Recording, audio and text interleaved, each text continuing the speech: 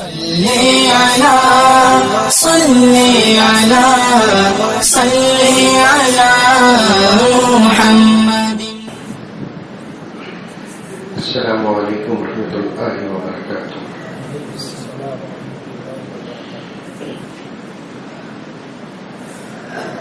نحمده ونصلي على رسوله الكريم اما بعد. اعوذ باللہ من الشیطان الرجیم. بسم اللہ الرحمن الرحیم. وَأَنكِحُوا الْأَيَامَ مِنكُمْ وَالصَّالِحِينَ مِنْ عِبَادِكُمْ وَإِمَائِكُمْ إِنْ يَكُونُوا فُقَرَاءَ يُغْنِيهِمُ اللَّهُ مِنْ فَضْلِهِ.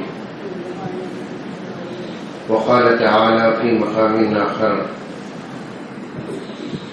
يوم لا ينفع مال ولا بنون إلا من أتى الله بقلب سليم. صدق الله مولانا العظيم. اللهم صل على سيدنا نبينا مولانا محمد وعلى آل سيدنا نبينا مولانا محمد وبارك وسلم. معزز سامعین کرام، پوری محبت کے ساتھ، شوق کے ساتھ، الفت کے ساتھ، پیار کے ساتھ، ادب کے ساتھ، احترام کے ساتھ، اخلاص کے ساتھ دل کی گہرائی سے ایک مرتبہ درود شریف پڑھ لیں.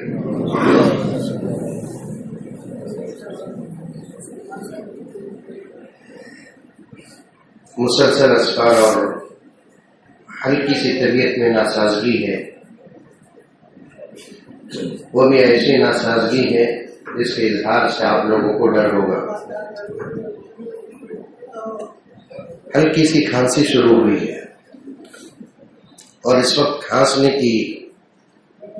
کھانسنے کا مسئلہ اتنا خطرناک ہے. میں بہت دبا رہا ہوں کھانسی کو، اور جتنی کھانسی مجھے آ رہی ہے اگر میں اتنی کھانسی کھانسوں تو شاید سامنے ایک بھی نہیں رہے گا. یہ آپ لوگوں کی محبت ہے. اصل میں قریب میں ایک جگہ پر سفر میں گئے تو آئس کریم کھانے کا موقع مل گیا، اور ہم لوگوں کے لیے جو قرآن پاک کی تلاوت کرتے ہیں یا نعت پڑھتے ہیں یا بیانات کرتے ہیں، ان کے لیے آئس کریم بہت مضر چیز ہے.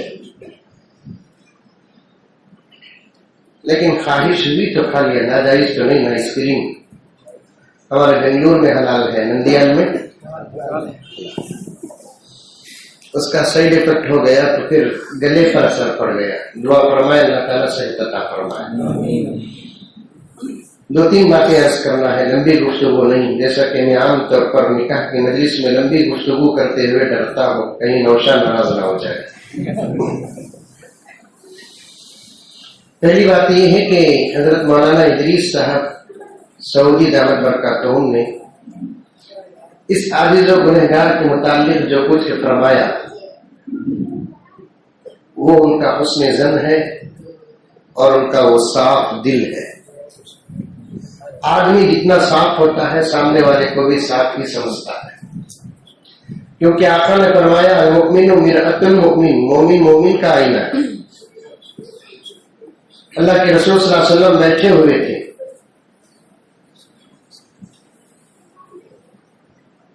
ایک دشمن گزرا جو نبی پاک صلی اللہ علیہ وسلم کو گالیاں دیتا ہوا گزرا، برا بھلا کہا. آقا نے فرمایا صدقتا، تو نے بالکل سچ کہا. تھوڑی دیر کے بعد اللہ کے رسول کے ایک عاشق گزرے، نبی پاک صلی اللہ علیہ وسلم کی حق سچی اور حقیقی تعریف کی اور گزر گئے. تو بازو ایک صحابی تھے، دیکھا کہ وہ تعریف کر رہے ہیں. اللہ کے رسول نے ان کی تعریف پر بھی کہا کہ صدقتا، آپ نے بالکل سچ کہا. بازو جو صحابی تھے انہوں نے پوچھا یا رسول اللہ، اس نے آپ کی برائی بیان کی، آپ نے کہا کہ سچ، اور یہ آپ کے عاشق آپ کی تعریف بیان کی، آپ نے کہا کہ سچ. دوسرے جو صحابی آپ کی تعریف کیے وہ تو سچ ہی ہے، آپ ہیں ایسے، آپ کی صورت بھی بے مثال، آپ کی سیرت بھی بے مثال، آپ کا ظاہر بھی خوبصورت، آپ کا باطن بھی خوبصورت. آپ سے پہلے آپ کے جیسا نہ پیدا ہوا، نہ آپ کے بعد آپ کے جیسا پیدا ہوگا. چاند تارے ہی کیا دیکھتے رہ گئے. بولو سبحان اللہ. میں تو آ کر اتنا پرانا ہو گیا ہوں، نندیال، کرنول، ارلگٹا، سرول اور کیا گاؤں اطراف اپنا، اتنا پرانا ہو گیا ہوں جس کی کوئی حد نہیں ہے. مجھے آپ پہچان لینا، آپ کو میں پہچان لینا. اتنی مرتبہ آ رہا ہوں میں آج کل الحمدللہ مولانا کی دعاؤں سے ہمارے گھر میں ڈھونڈ تو رہا.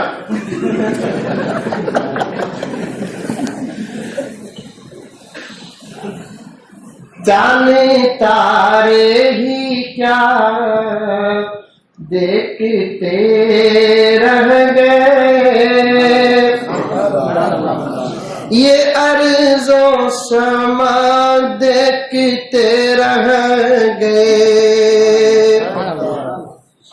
چاند تارے ہی کیا دیکھتے رہ گئے، یہ ارض و سما دیکھتے رہ گئے.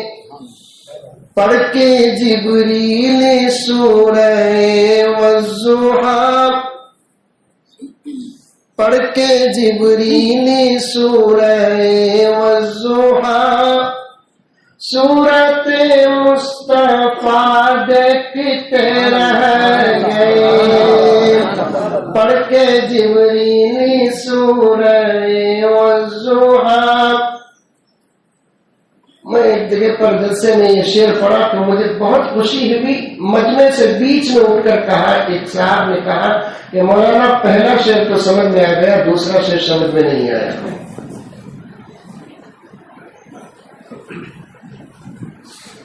میں نے کہا کہ تمہارے سوال سے میں بہت خوش ہوں. میں نے سمجھایا اللہ تبارک و تعالیٰ ہی کی دنیا میں قسم ہوتی ہے. نکاح کے بارے میں بات کروں گا، مقدمہ بتا رہا ہوں میں آپ کو. مولانا کی توصیفی کلمات پر مجھے بہت خوشی ہوئی تو اس کا اظہار کر رہا ہوں.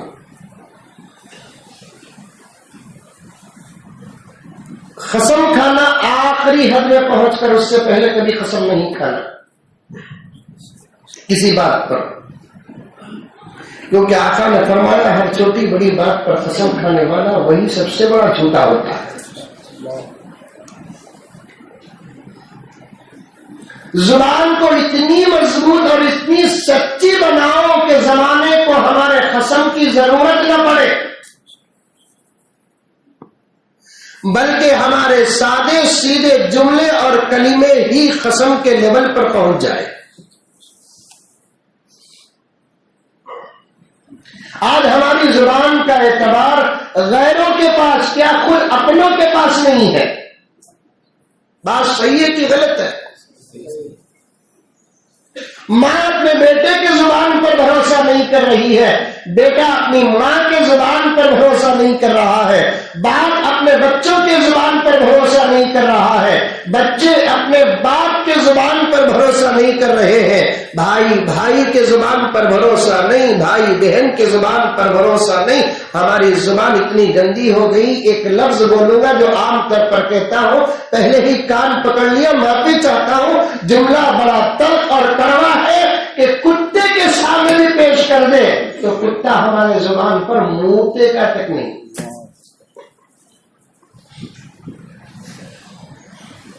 سچ سے اسلام کا، اسلام کا سچ سے،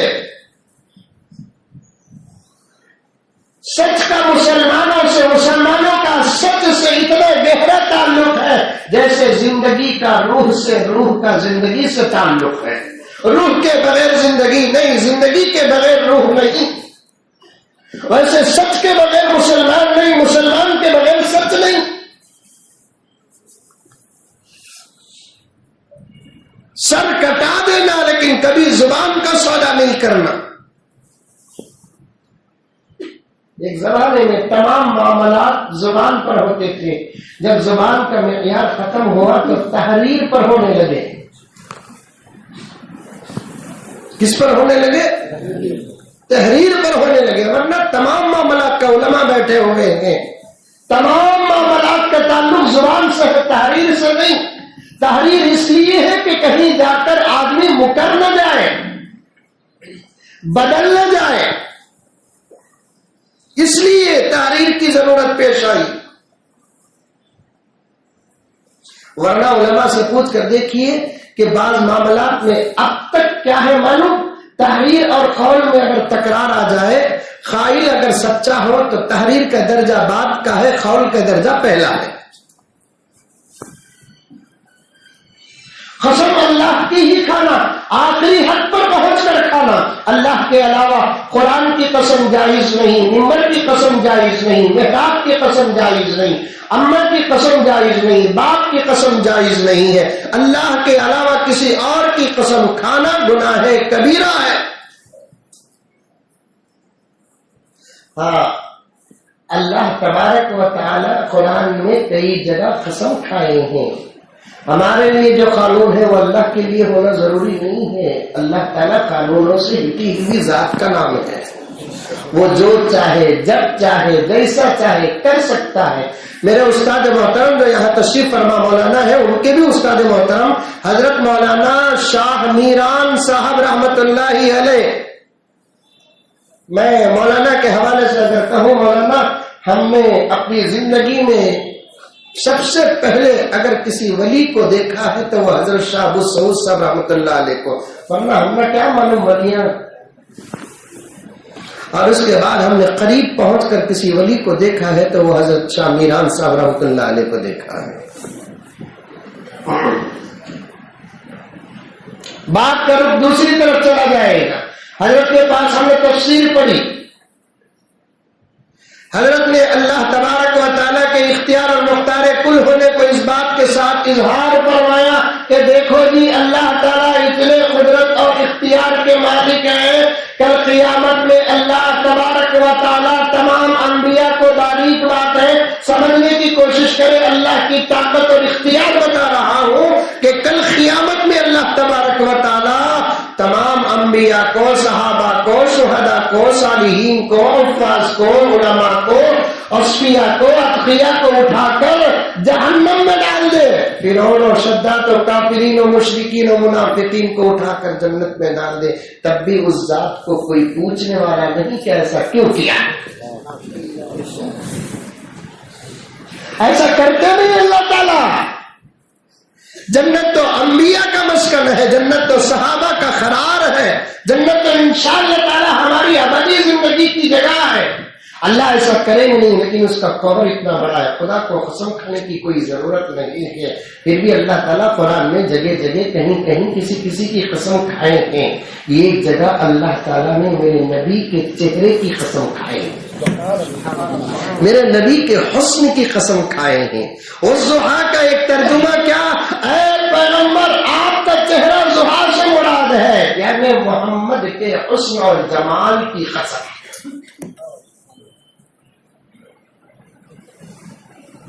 ایک صحابی گزرے گالیاں دیتے ہوئے والعیاذ باللہ، اور ایک صحابی گزرے آپ کی تعریف کرتے ہوئے، دونوں کے جملے سن کر نبی نے کہا کہ صدقت، تم نے سچ کہا۔ بازو ایک صحابی جو قادم کی حیثیت سے کھڑے تھے، انہوں نے کہا کہ ان کی بات پر بھی آپ نے تصدیق کی، ان کی بات پر بھی تصدیق کی۔ آقا نے فرمایا کہ میاں سمجھو، گزرنے والا نہ میری تعریف کیا نہ مجھے گالی دیا، میں مثل آئینہ بیٹھا تھا، میں آئینہ بن کر بیٹھا تھا، گزرنے والا میرے آئینے میں اپنی سیرت دیکھ رہا تھا۔ دنیا کے آئینے میں زمانہ اپنا چہرہ و صورت دیکھتا ہے، محمد رسول اللہ صلی اللہ علیہ وسلم کے جسم مبارک اور صاف و شفاف آئینے سے زمانہ سیرت دیکھتا ہے۔ پہلے گزرنے والے نے میرے آئینے سے اپنی سیرت دیکھی، اسے وہ نظر آیا جو اس کے اندر تھا تو اس نے اپنے آپ کو گالیاں دی، اور دوسرا گزرنے والا میرے آئینے سے اپنی سیرت دیکھی، اسے وہ نظر آیا جو اپنے اندر تھا۔ یہ پہلی بات، سامنے والے کی تعریف کرنے کی عادت اور ملکہ پیدا کرو۔ سامنے والے کی تعریف جتنی کریں گے اللہ ہمارے دل کو اتنا صاف کرے گا، ہمارے دل کو اتنا صاف کرے گا اللہ تعالیٰ. ہماری خواہش کیا ہے؟ اس وقت زمانہ ہماری تعریف کرے، ہمیں کسی کی تعریف کرتے نہیں، حتیٰ کہ جورو کی بھی نہیں کرتے. کم سے کم اس کی بھی کرنا نہیں. کریں گے انشاءاللہ سامنے مت. غیبت سے بچو. کیسے بھی انہوں کیسے انہوں عبداللہ صاحب کیسے انہوں کیسے بھی ہم لوگ بہت اچھے آدمی نہیں. اللہ ان کو اور اچھا کرے.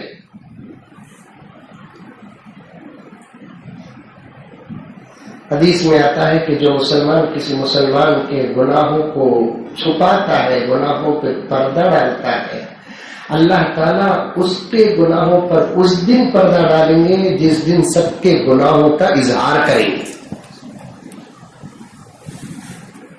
سامنے والے کی تعریف کرنا سیکھو، اپنی تعریف سے بچو. خود کی تعریف کرنا تکبر ہے، دوسروں کی تعریف کرنا تواضع ہے.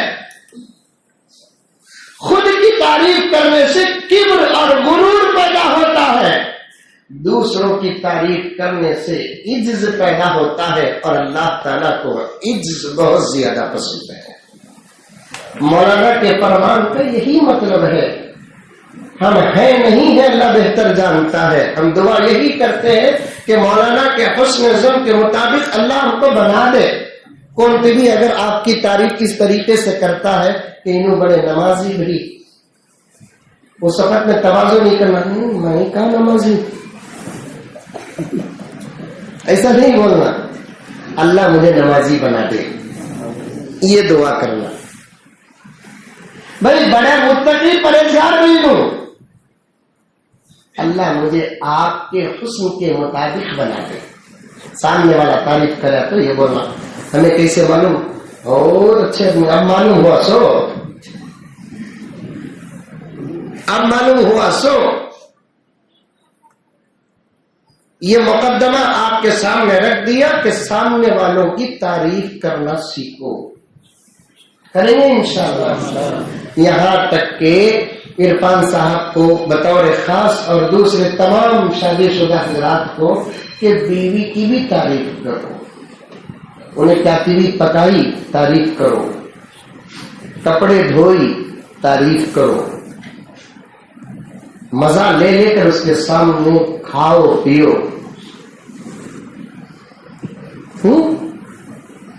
میرے شیخ قطب عالم نے لکھا ہے کہ ایک جگہ ایک مولانا تعریف بیویوں کے حقوق بتائے کرتے، بیویوں کی تعریف کرو ان کا.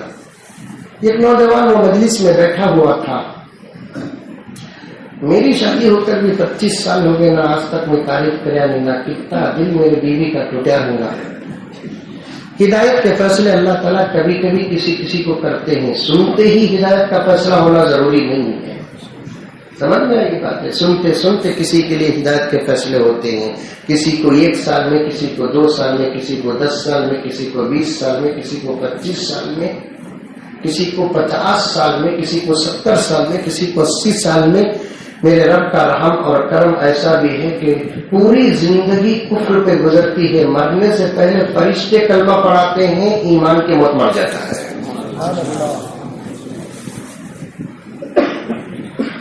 ایسے واقعات ہیں. اب میں بیٹھا تھا، ارادہ کر لیا نہیں، اب تو مجھے بیوی کی تعریف کرنا. جلدی دعا کے بعد سیدھے حضرت کو بھی ملا نہیں، گھر کو گیا. گھر کو جا کر بیوی کو بولیا جلدی کھانا رکھو، کھانا بہت بھوک لگی ہے، کھانا رکھو. میں نے سوچی کیا ہے کہ 5 بجے کھاؤ تو بھی کھاتا نہیں تھا، انہیں آج 2 بجے سے کھانا پوچھ رہا ہے. کیا قصہ ہے؟ ناشتہ بھی پیٹ کاٹ لے ہو گیا ہے. اللہ اکبر کبیرہ. خیر جلدی پہلے اپنے گھر میں عورتیں کیا کرتی، چاول بنا دیتی، سالن ذرا دیر سے بناتی. چاول بنا تھا بن کو، بازو گھر سے سالن لینے کا کو رکھ ڈالی. اس کا مقصد بھی کیا تھا؟ کھانا مقصد نہیں تھا، تعریف کرنا مقصد تھا. تقدیر خراب رہی تو حالات بھی خراب ہو جاتے ہیں. کیا حضرت؟ تقدیر خراب رہی تو حالت بھی خراب ہو جاتی ہے. تو ابھی نے کھا, اس کا مقصد بھوک رکھ کو کھانا نہیں تھا, تعریف کرنا, حضرت کے بیان پر عمل کرنا. چاول رکھ ڈالی, بازو گھر سے سالن لے کر کو رکھی, ابھی نے کھا رہا ہے, عمل کر رہا سو مولانا کے بیان پر. پہلے پوچھ لو, نازک دور ہے, کون پکائے بول کر پہلے پوچھ لو تو لگا, اس کے بعد تعریف کرنے کا ارادہ رہا تو پہلے پوچھ لینا. کیا حضرت, پہلے پوچھ لینا کون پکائے بول کر. ایسے ہی کھانا کھایا, ایک دو لقمے کھانے کے بعد اللہ ایسے دیکھا کیا کر رہی ہے. انہیں تو ہمیشہ سے جو آدمی تکلیف دے کر عادت ہو جاتی ہے تو اس پر توجہ بھی نہیں ہوتی. انہیں بھی تاریخ سننا بول کر بیٹھی نہیں. کھانا کھا لے سب دیکھے نہیں دیکھ لے, کیا مزہ ہے بیگم کھانا, بڑا مزہ ہے ماشاء اللہ. ایسا تو میں امریکہ میں بھی کھایا نہیں, بنگلور میں کھایا نہیں, حیدرآباد میں کھایا نہیں ماشاء اللہ. اور یہ دیکھی اتنی تعریف کر رہا اور رونا شروع کر دیں. انہیں دیکھا میری تعریف سن کو خوش ہوگی رہی ہے تو رو رہی ہے, فل رو رہی ہے. نکل کے دن اتنا رو نہیں جتنا حاضر ہو رہی ہے. پوچھا کیا حضرت بولے تعریف کرے تو محبت پیدا ہوتی ہے بول کر انہیں دیکھے تو رونا شروع کر ڈالی ہے. بیگم کیا قصہ کی رو رہی تمہیں تعریف ہی کیا کرے. میری قسمت خراب جی, ہمارے بابا کے ہنکے میں مٹی پڑ گئی تھی, تمہارے ساتھ کر کو رکھا لے. 25 سال سے پکا کو رکھی, آج تک تعریف کرے. آج کھانا جلدی بنیانی کے گوبر کو بازو میں سے سالنا رہی تو تعریف کر رہی تمہیں. تو تعریف سامنے والوں کی کرنا سیکھو, کریں گے انشاءاللہ. یہ پہلی بات آپ کے سامنے مولانا کی خطاب مختصر سے میرے ذہن میں آ گئی. دوسری بات یہ ہے کہ نکاحوں کی مجلس میں اس قسم کی مجلس کا اس وقت ہونا بہت ضروری ہے. بعض لوگ بولتے کیا نہیں ہے, پہلے زمانے میں 5-10 منٹ میں نکاح ہو جاتا تھا, اب 1 گھنٹہ ہو رہا ہے نکاح ہونے کے لیے. پہلے زمانے کے حالات بڑے سادے سیدھے تھے, لوگ بڑے اچھے تھے, شادیاں بڑی سادی سیدھی ہوتی تھی, ڈیمانڈ نہیں تھا. شادی کرنے والے شادی کے مسائل سے واقف تھے, شادی کے فضائل سے واقف تھے, شادی کے احکامات سے واقف تھے, شادی کے فرائض سے واقف تھے, شادی کے واجبات سے واقف تھے, شادی کی ضروری سنتوں سے واقف تھے.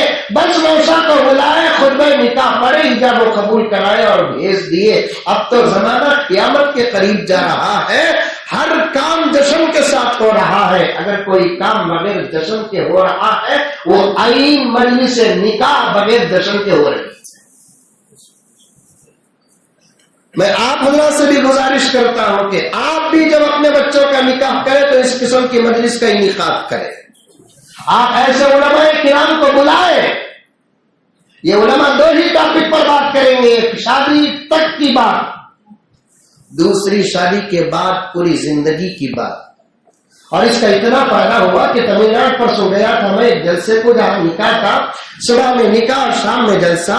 اللہ کے گھر میں بیٹھا ہوں, سچ کہہ رہا ہوں کہ بات ہوئی شادی کی, میں نے ارادہ لیا لوگوں سے کون اپنی اپنی شادیاں شادی سیدھی کریں گے. تو الحمدللہ ایک بہت بڑا مجمع ہاتھ اٹھایا. پھر ہو گیا 15-20 دن کا وقت, تو 2 دن پہلے فون آیا کہ حضرت اب ہمارے گاؤں میں تو الحمدللہ یہ 15 دن کے اندر تقریباً 20 سے زیادہ نکاح ہو گئے کشمیر گیری کے پاس میں. آپ تحقیق کر لیں میں, کیونکہ جب عجیب و غریب بات کرتے ہیں تو لوگ ڈاؤٹ کرتے ہیں. یہ صحیح کی نہیں, مودی انکل کی. 15 یا 17 دن ہوا جا کر. اتوار کا حساب لگا لیں, گزشتہ اتوار نہیں, اس سے پہلے اتوار نہیں, اس سے پہلے کا اتوار, 3 اتوار کے بیچ میں 15 دن رہتے ہیں. پھر پیر منگل چرچمہ جمعرات 15 1 4 19 دن. 2 دن پہلے آیا فون کہ حضرت الحمدللہ آسانی سے شادیاں ہو رہے ہیں. کیا معلوم کہ کس وقت کی کس کی بات اللہ قبول کر لے. شادیوں کو آسان بناؤ, آسان. تقوی آپ کا نمازوں میں نظر نہیں آتا, اس وقت تمہارا تقوی تمہارے اور تمہارے بچوں کی شادیوں میں نظر آتا ہے. لمبی لمبی رکعتیں نماز پڑھنے والے, ناف تک جن کی داڑیاں ہیں, مسجد اور مدرسے اور درگاہوں کے ذمہ دار, یہ سب کے سب اپنی جگہ پر ہیں. لیکن جب ان کی یا ان کے بچوں کی شادیوں کا وقت آتا ہے وہ اپنی نمازوں کو بھول جاتے ہیں، اپنی داڑھیوں کو بھول جاتے ہیں، اپنی ذمہ داری کو بھول جاتے ہیں، اپنے مقام و مرتبے کو بھول جاتے ہیں۔ ساری دنیا کے اندر جتنے مذاہب ہیں، خدا کی قسم اللہ کے گھر میں بیٹھ کر کہہ رہا ہوں، ان تمام مذاہب میں نکاح جتنا آسان نبی پاک صلی اللہ علیہ وسلم کے دین میں ہے، کسی اور دین میں نہیں ہے۔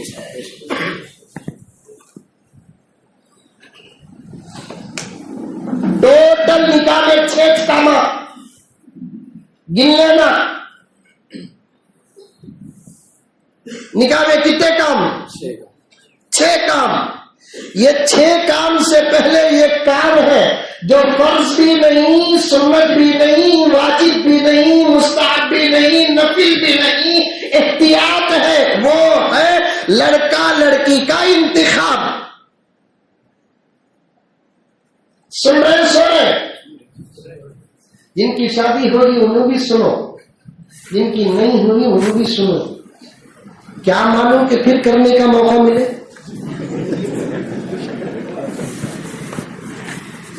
ایسے تو ڈاؤٹ ہو رہا ہے، سب کو انتظار ہے۔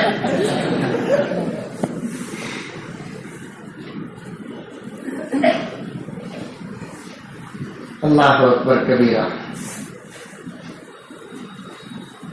حرام کرنے سے بہتر ہے کہ حلال کریں۔ میرے علمی نسبت سے میرے بڑے بھائی لگتے ہیں، ان کی اجازت کے ساتھ ایک کہوں گا، ایک بات کہوں گا۔ لوگ حرام کرتے ہیں، حلال کرنے ڈرتے ہیں۔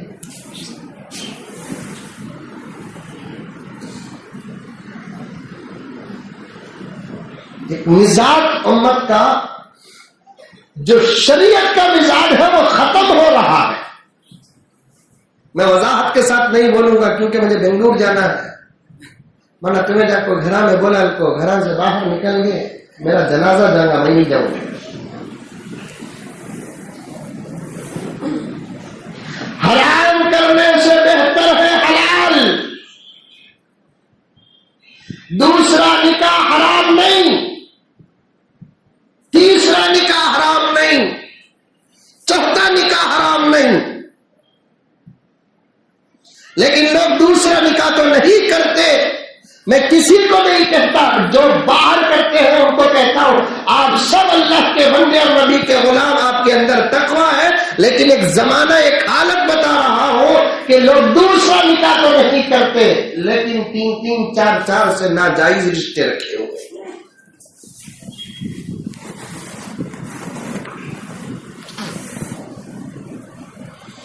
نہ ہی کرو بس اس زمانے میں یہ کہ بس فَإِنْ خِفْتُمْ أَلَّا تَعْدِلُوا فَوَاحِدًا۔ اللہ قرآن میں بولا کیا کہ انصاف نہیں کر سکتے تو ایک سے بس کر لو۔ اور اب تو حالات اور مہنگائی، پیاز 50 روپے، ذرا سوچو، اور ایک نکاح کرنے کا دیگی کا تھا، سلنڈر 800 روپے۔ اتنی بات تو پکی ہے، انکل اترنے تک تو دوسرے کا تصور نہیں ہے۔ قرآن کہتی ہے انصاف ہونا، انصاف۔ اسی لیے میں کہتا ہوں کہ شیطان بہت زور پر ہے، کیونکہ قیامت قریب ہے۔ مولانا ادریس صاحب دعوت برکاتہم کے توجہات و فکر و فیوز و برکات سے بڑی اچھی بات آپ کے سامنے پیش کر رہا ہوں کہ شیطان بالکل اب زور پر ہے، کیونکہ حضرت عیسیٰ و مہدی علیہ السلام کے آنے کا زمانہ ہے اور امت کو تیار ہونا ہے، اور امت تیار ہو شیطان کیسے برداشت کر سکتا ہے؟ اس لیے شیطان مکمل پیچھے لگا ہوا ہے، نظروں میں سما گیا، کانوں میں سما گیا، ہاتھوں میں سما گیا، خیالات میں سما گیا، خواہشات میں سما گیا ہے، گناہ پر گناہ ہو رہا ہے۔ کیوں؟ اس لیے کہ سچے ہو کے غلط، صحیح ہو کے ڈپلیکیٹ جذبات بھڑک رہے ہیں۔ ایسے مناظر دیکھ دیکھ کر اپنے جذبات کو کنٹرول میں رکھنا، ایک کے سائے میں زندگی کو سکون سے گزارنا ہے۔ اللہ تعالیٰ کروڑوں اربوں خربوں خربوں خربوں خربوں خربوں رحمتیں میرے آقا صلی اللہ علیہ وسلم پر نازل فرمائے۔ آقا نے فرمایا تم اپنی زندگی کو تقوی کے دائرے میں رکھنا چاہتے ہو تو مہینے میں 3 روزوں کا اہتمام کر لو، تمہارے جذبات میں کنٹرول آ جائے گا۔ آدھے جذبات ٹھنڈے پڑ جائیں گے 3 روزے میں، دے جذبات کا سکون تمہاری بیوی تو ہے ہی ہے. مہینے میں 3 روزے رکھنے کا مزاج ختم ہو گیا. چاند کی 13، چاند کی 14، چاند کی 15، 3 دن روزے رکھا کرو، پھر دیکھو کہ کیسا کنٹرول آتا ہے. فعلیہ بالصوم،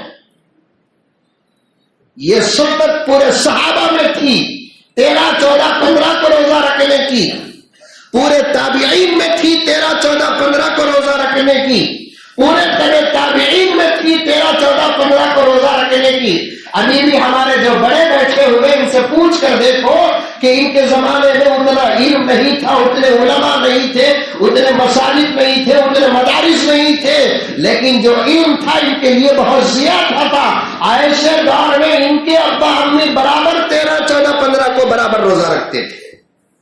ہمارے دادا دادی، نانا نانی، ہمارے والدین کے ان کے زندگی کے نظام میں، نصاب میں داخل تھا 13، 14، 15 کو روزہ رکھنا. آج بھی مکہ مکرمہ میں دیکھو ہر پیر روزہ رکھتے ہیں، ہر جمعرات روزہ رکھتے ہیں. پیغمبر ہر پیر روزہ رکھا کرتے تھے، ہر جمعرات اکثر روزہ رکھا کرتے تھے، 13، 14، 15 کو روزہ رکھتے تھے. نوجوانوں تمہاری شہوتیں ناجائز اور غلط بھڑک رہی ہے. شہوتوں کا بھڑکنا ایک فطری تقاضا ہے، اس کا غلط استعمال کرنا غلط ہے. تم اپنے شہوتوں کو کنٹرول میں لانا چاہتے ہو تو 2 کام کرو. ایک، اپنے موبائل کا استعمال کم کرو. دوسرا، مہینے میں ہر 13، 14، 15 کو پابندی کے ساتھ روزہ رکھیں گے. کون رکھیں گے؟ ہاتھ اٹھاؤ، سب سے ہاتھ. اللہ قبول فرمائے. آج تو امت کا یہ حال ہے کہ رمضان میں تو روزہ نہیں رکھتے نا، ہر مہینہ 13، 14 روزہ رکھیں گے. بات صحیح ہے غلط ہے؟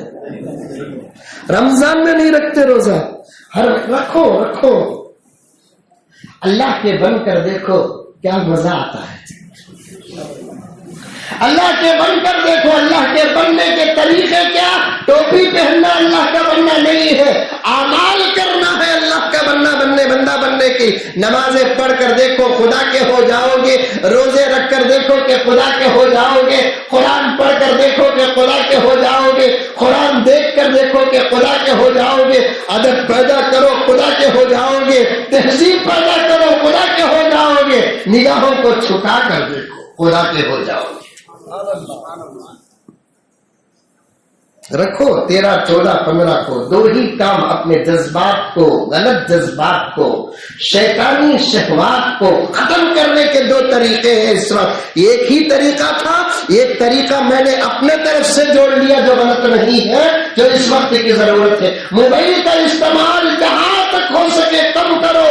تقریباً 50% غلط خیالات ختم ہو جائیں گے اور مہینے میں 3 روزے رکھ لیا کرو. انشاءاللہ تعالی 100% غلط خیالات ختم ہو جائیں گے. ٹوٹل نکاح کے کتنے کام ہیں؟ پہلا کام احتیاط. احتیاط کا تو کیا؟ رشتہ اچھی جگہ پر لگنا. لڑکا اچھا ہو، لڑکی اچھی ہو.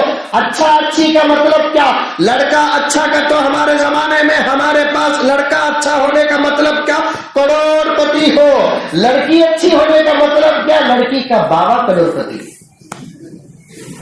کیا دولت لے کو کیا بات کرتے؟ لڑکی دیکھ لیتے ہیں.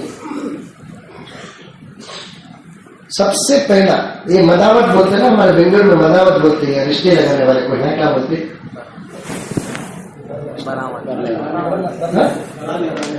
بر لگانے والے. کیا کہ ایک چھوڑ اس کے پیچھے پڑے تو وقت چل جاتا، 900 کا چہرہ اتر گا. کام کی باتیں ہیں، میری کام کی باتیں، آپ کی کام کی باتیں ہیں. 5-10 منٹ زیادہ بھی ہو جائے تو ارے بولنے والے کو بولنے کی لیے خواہش ہوتی ہے. ہمیں تیار رہے تو سننے میں تم نے کیا بھیجا. یہ ضرورت ہے میرے دوستوں. اب تک پوری امت سمجھ جانا تھا. مولانا خلیل الرحمان سجاد نعمانی دامت برکاتہ نے خطاب میں فرمائے امت ابھی سمجھی نہیں، اس لیے ان دونوں کے آنے میں تاخیر ہو رہی ہے. اگر جتنا سمجھنا امت سمجھ جاتی تو یہ دونوں جو کون حضرت عیسیٰ و مہدی کب کے آ جاتے. برلانے والا برلا کو فوٹو دکھا کو لڑکی اچھی ہے بھی بول کے سب سے پہلا یہ سوال ہوتا ہے ان کے بابا کیا کرتے ہیں؟ حجامت کرتے بھی فری کٹنگ تم نہ بابا سے کیا لینا ہے؟ تحقیق لڑکی کی کرو. کبھی کیچڑ میں کمل کا پھول بھی نکل جاتا ہے.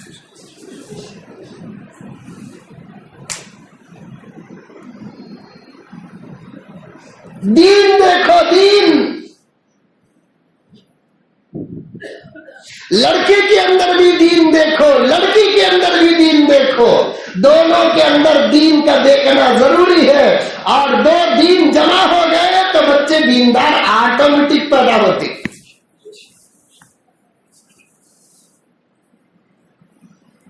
صلاح الدین ایوبی کا نام سنے ہی آپ؟ صلاح الدین ایوبی ایک لائن سے حضرت صلاح الدین ایوبی کو عمر ثانی کہا جاتا ہے. یہ عمر ثانی کا لفظ دو ہی شخصیتوں پر فٹ ہوا ہے. ایک حضرت عمر بن عبد العزیز پر جو سیاست کو سامنے رکھ کر اور خلافت اور امارت کو سامنے رکھ کر حضرت عمر بن عبد العزیز کو عمر ثانی کہا جاتا ہے.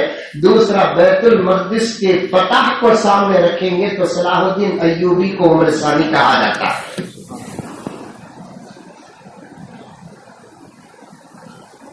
صلاح الدین ایوبی کے والد کا نام اسد الدین ایوبی.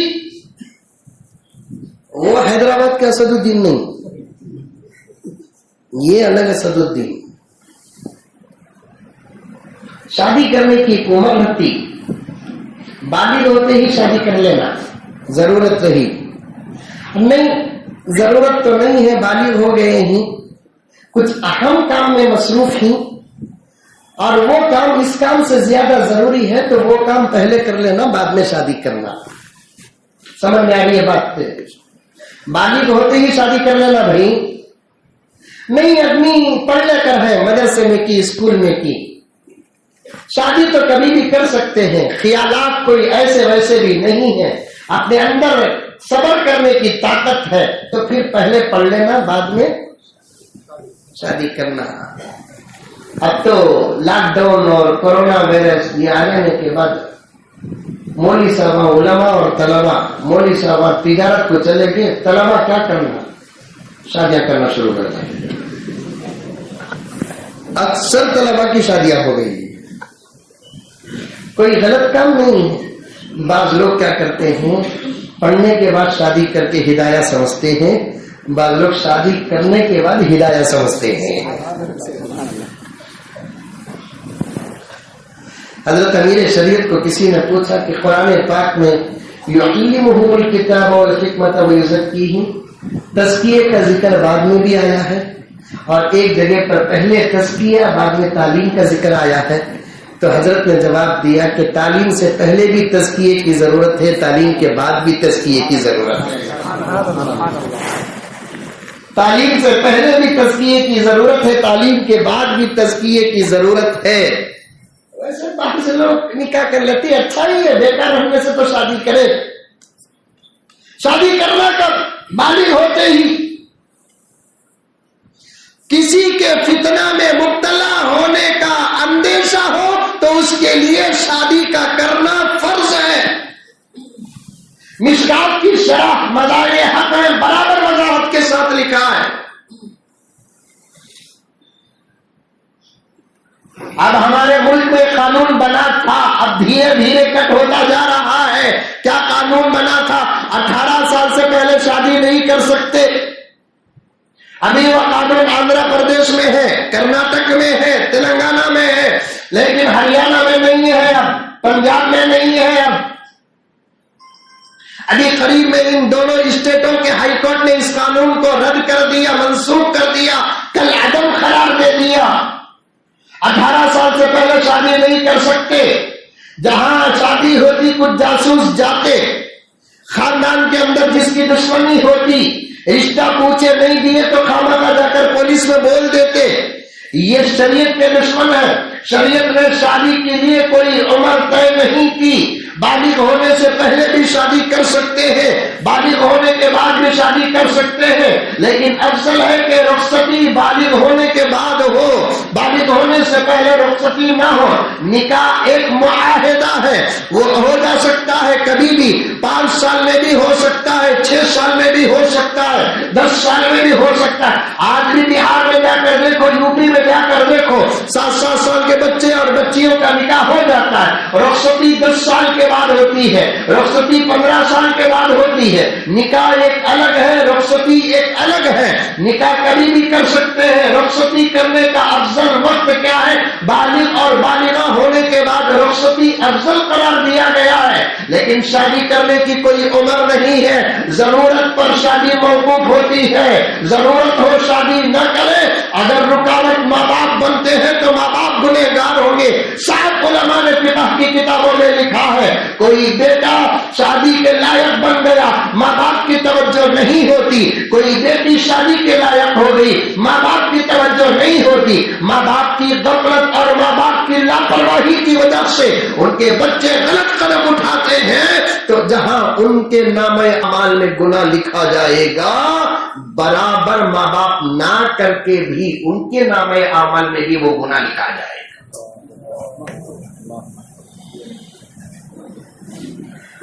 بچہ ہوگا 22 سال کا ہوگا,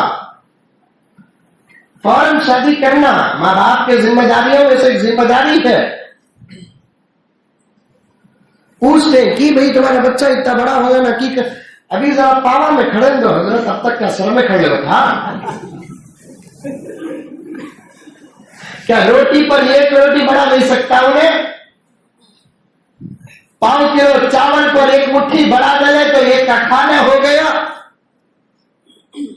بلکہ آنے والی تنہا نہیں آتی, ہمیں سمجھتے بیرو پلنگ کپڑے گپڑے لے کر آتی نہیں. قرآن کہتا ہے یہ لے کر آؤ کہ نہ لے کر آؤ, خدا کی قسم قرآن کہتا ہے کہ آنے والی اللہ کا فضل لے کر آتی ہے. اللہ کا فضل لے کر آتی ہے. قرآن سے زیادہ سچی بات کون سی؟ اگر حدیث بیان کروں تو علماء پوچھ سکتے ہیں کہ مولانا یہ حدیث کون سی کتاب میں ہے, صحیح ہے کہ ضعیف ہے کہ غریب ہے کہ کیا ہے؟ قرآن کی آیت بیان کر دو تو میرے رب کی قسم کسی کو صحت کا سوال کرنے کی اجازت نہیں ہے. قرآن کہتا ہے کہ شادیاں کرو. اگر آپ غریب ہیں تو نکاح کی برکت سے اللہ امیر بنا دیتی ہے. ان یکونوا فقراء یغنیہم اللہ من فضلہ. اگر تم غریب ہو نکاح کی برکت سے اللہ امیر بنا دیتے ہیں. ایک نبی کے پاس ایک صحابی آئے, آ کر کہنے لگے یا رسول اللہ فقر و فاقہ پیچھا نہیں چھوڑ رہا ہے. سورہ واقعہ کی تفسیر اٹھا کر دیکھیں. یا رسول اللہ فقر و فاقہ پیچھا نہیں چھوڑ رہا ہے. اللہ کے رسول نے فرمایا کہ سورہ واقعہ کی تلاوت کرو. سورہ واقعہ کی تلاوت ہوتی ہے تو پھر آ کر کہتے ہیں یا رسول اللہ ابھی بھی فقر و فاقہ پیچھا نہیں چھوڑ رہا ہے. آپ نے فرمایا نکاح ہوا؟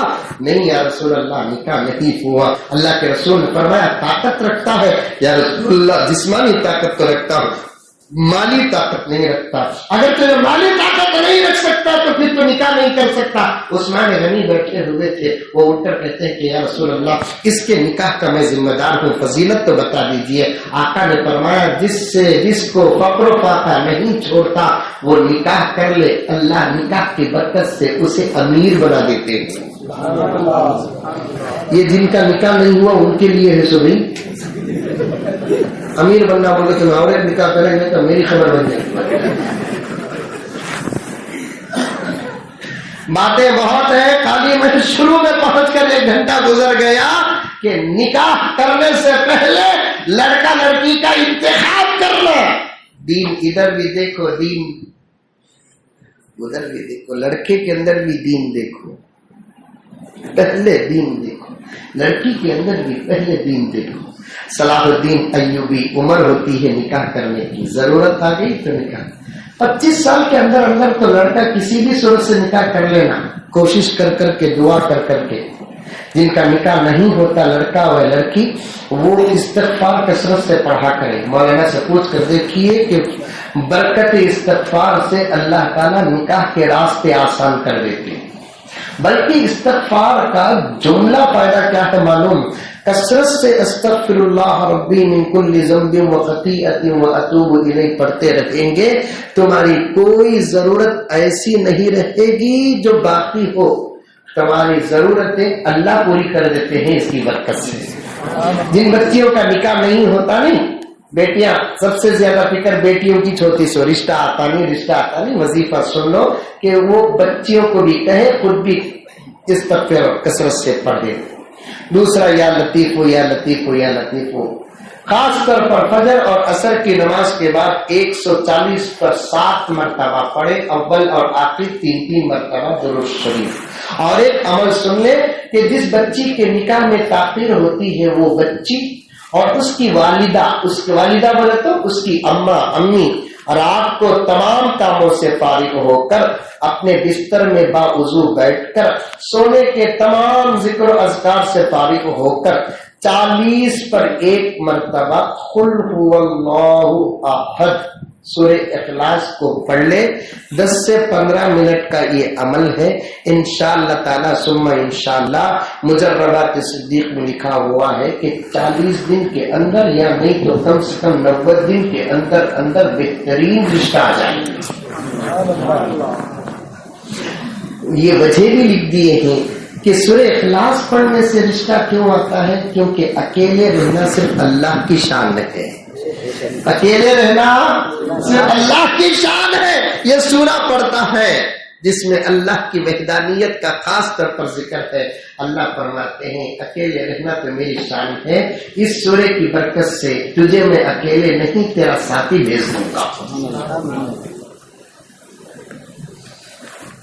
بغیر پیسہ خرچ کیے کہ میں عملیہ پیش کریا ہوں سو جو دینا مجھے دیکھو جاؤ. اخلاص کے ساتھ کرو عمل سمجھ میں آئے گا. شادی لڑکے 25 سال کے اندر تو آج کے زمانے میں کر لینا. نبی کے نکاح کے متعلق 3 روایتیں. 21 سال میں نکاح ہوا, 23 سال میں نکاح ہوا, 25 سال میں نکاح ہوا. بہرحال 25 سال کی روایت بہت زیادہ مشہور و معروف ہے, لیکن 21 سال کی روایت کو محدثین صحیح قرار دیتے ہیں. جیسا کہ 12 ربیع الاول کی روایت پیدا ہونے کی مشہور ہے, 8 ربیع الاول کی روایت صحیح مانی جاتی ہے. ویسے 25 سال کی عمر مشہور ہو گئی. 25 سال کے آگے گزرنا مناسب نہیں. اس دور میں نکاح کی عمر ہوتی ہے. اب ہماری طرف ہی دنیا لوٹ کر آ رہی ہے, اسلام کے قانونوں کی طرف آ رہی ہے. ہریانہ کی ہائی کورٹ نے کہہ دیا کہ آج کل زمانہ بہت خراب ہے, لوگ غلطیوں میں مبتلا ہو رہے ہیں, ہماری نسلیں پاپی بن رہی ہے. اس صورت میں جب ضرورت ہو اپنے بچوں کا نکاح کرنے کی پوری اجازت ہے. 18 سال کا انتظار نہیں کیا جائے گا. محمد مصطفیٰ والے نرالی شان رکھتے ہیں, سبھی کے ساتھ رہ کر بھی الگ پہچان رکھتے ہیں. کسی قانون کی ہم کو ضرورت ہی نہیں لوگوں, ہم اپنی رہبری کے واسطے قرآن رکھتے ہیں. ہمارے لیے قانون کی ضرورت نہیں, ذرہ ہمیں عمل کر لیے تو بس. زمانہ اسلام کی طرف آ رہا ہے, ہمارے قانونوں کی طرف آ رہا ہے. اسد صلاح الدین ایوبی نے نکاح کرنے میں تاخیر کی. کیوں؟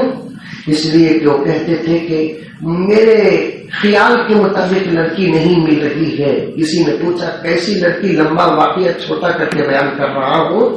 حضرت صلاح الدین ایوبی نے کہا کہ میں ایسی لڑکی کا انتخاب کرنا چاہتا ہوں جس کے اندر 3 خوبیاں ہوں. یہ خوبی یہ ہے کہ وہ صوم و صلات کی پابند ہے, باپردہ. دوسری خوبی یہ ہے میں اگر غلطی کیا تو میری غلطیاں مجھے بتائے. تیسری خوبی یہ، اللہ اس کے تقوی کے صدقے اس کے پیٹ سے میرا ایک ایسا بچہ پیدا کرے جو بیت المقدس کو آزاد کرے۔ ایسی لڑکی ملی تو شادی کر، تو نہیں۔ چھوٹے بھائی تھے ان کے، اسد الدین ایوبی کے چھوٹے بھائی تھے، کیونکہ بڑوں کے بعد ہی چھوٹے کا نمبر آتا، انہوں نے تو کرتا نہیں، میری ہوتی نہیں، جاوا میں کر لے تو ان کو کر لیا۔ صلاح الدین ایوبی کے والد اسد الدین ایوبی اپنے شیخ سے ملنے گئے، ایسی مسجد تھی، مسجد کے بعد وہ شیخ کا کمرہ تھا، ایسا دروازہ تھا، شیخ آتے جاتے۔ حضرت اسد الدین ایوبی شیخ سے بات کرتے ہوئے بیٹھے تھے، شیخ نے دروازہ کھٹکھٹا کر بیٹی سے کچھ منگایا مہمان کے لیے، وہ بھی بہت بڑا شہزادہ آیا۔ اس کے بعد اندر گئے، بیٹی سے جو گفتگو ہوئی ذرا باہر آواز آنے لگی۔ باپ نے بیٹی سے کہا کہ بیٹی کتنے رشتے آ رہے ہیں، تو شادی نہیں کر رہی ہے، آخر تو بتا کہ تجھے کیسا لڑکا چاہیے۔ تو اس لڑکی نے کہا حضور مجھے ایسا لڑکا ہو کہ جو صوم و صلات کا پابند ہو، میری غلطیوں کو محبت کے ساتھ مجھے بتا کر میری اصلاح کرے۔ تیسری شرط یہ ہے کہ خدا اس کے خون سے میرے پیٹ سے ایک ایسا بچہ عطا کرے جو بیت المقدس کو آزاد کرے۔ ادھر اسد الدین ایوبی کے کان کھڑ گئے، میری شرط یہاں مل گئی۔ خدا کی قسم شیخ سے کہنے لگے کہ شیخ میرا نکاح نہیں ہوا اسی شرائط کی بنیاد پر، آپ کی بیٹی کے بھی یہی شرائط ہے، میں چاہتا ہوں کہ آپ کی بیٹی سے نکاح کروں۔ خدا کی قسم تاریخ اٹھا کر پڑھے کہ ان دونوں کا نکاح ہوتا ہے، شرائط بڑے نیک تھے، ان دونوں کی محبت سے خدا جو بچہ پیدا کیا وہ کوئی اور نہیں تھا، صلاح الدین ایوبی تھا۔ ماں باپ کے خیال کے مطابق یہی وہ بچہ دوسری مرتبہ بیت المقدس کو آزاد کیا۔ جن کی شادیاں نہیں ہوئی وہ ارادہ کر لے کہ اللہ تعالیٰ ہماری محبتوں سے ہمیں ایسا بچہ عطا فرمائے جو بابری مسجد کو آزاد کرے، بابری مسجد کو آزاد۔ نکاح کرتے وقت جو نیت ہوگی اللہ تعالیٰ نکاح کے بعد ایسے پھل عطا فرمائے۔ تو نکاح کے کل 6 شرائط ہیں، یہ احتیاط ہے لڑکی کا انتخاب، وہ ہوتے ہی 2 فرض، کیا؟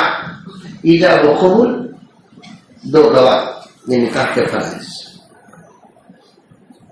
تیسری چیز کیا ہے؟ یہ واجب، کیا؟ مہر، اس سے نکاح ہو گیا۔ مہر یا تو پہلے دو نہیں تو بعد میں دو، پھر کبھی انشاءاللہ تعالیٰ کبھی میں آؤں، مجھے بات یاد رہی تو اس کی پوری تفصیل بیان کروں۔ یہ 3 ہونے کے بعد 3 جو سنت ہے کر لے تو اچھا، نہیں تو یہ کیا ہے؟ کھجور تقسیم کرنا، نکاح کے موقع پر کیا کرنا؟ کھجور تقسیم کرنا۔ میں ایک جگہ پر دیکھا کہ نکاح کے موقع پر تو کھجور تقسیم نہیں کرنا، کھجور تقسیم نہیں کرتے، مرنے کے بعد تقسیم کرتے ہیں۔ وہ ہمارے بنگلور میں ہے قانون، خطبہ نکاح پڑھانا، نوشا کو رکھ لے کر خالی پوچھ ڈالے تو بھی ہو جاتا، کیا بھی قبول کرے کیا بول کر، لیکن پہلے قرآن پاک کی وہ مسنون آیات جو نبی پاک صلی اللہ علیہ وسلم پڑھتے تھے، ان آیات کو پڑھ کر 1-2 حدیث حضور کی نکاح سے متعلق وہ پڑھ کر ایجاب و قبول کرانا، یہ خطبہ نکاح سنت۔ دوسرا کھجور سنت۔ تیسرا کیا ہے؟ ایک رات کے گزرنے کے بعد نوشا خوشی کے اظہار میں ولیمہ کرنا، جسے شب زفاف کہتے ہیں۔ اور رات کے گزرنے کے متعلق فقہا نے لکھا ہے کہ یہ ضروری شرط نہیں ہے، نکاح ہوتے ہی چاہے تو ولیمہ کرنا چاہے تو کر سکتے ہیں۔ خود دارالعلوم دیوبند کا فتویٰ بھی موجود ہے۔ اور آج کے اس مہنگائی کے دور میں اور حالات ناسازگار ہونے کے دور میں آپ نکاح کے فوراً بعد ولیمہ کرنا چاہے تو ولیمے میں بھی نوشوں پر سختی نہیں، کیا خالی کھجورا مردل کو یہ میرے ولیمے کا کھجور کا تو بھی ولیمہ ادا ہوگا۔ سبحان اللہ۔ ہاؤس کا پانی پکڑ لے کو 1-1 ٹی اسپون شہد ڈالا کو لے بھی شربت پی لو، میرا ولیمہ کا تو بھی ولیمہ ہوگا۔ اور اس سے زیادہ ولیمہ کیا آسان ہو سکتا ہے کہ اگر کوئی نوشا اتنا غریب ہے کہ ولیمے کے لیے لسی، دودھ اور شربت یا کھجور بانٹ نہیں سکتا، اس کے ساتھ بیٹھے ہوئے دوستاں اپنے پاس کیا کیا تھا کہ لاکھوں رکھ ڈال کو نوشوں کے حوالے کر ڈالے، یہ بات تیرے طرف سے آج ولیمہ، سب مل کر کھا لیے تب بھی ولیمہ ادا ہو گیا۔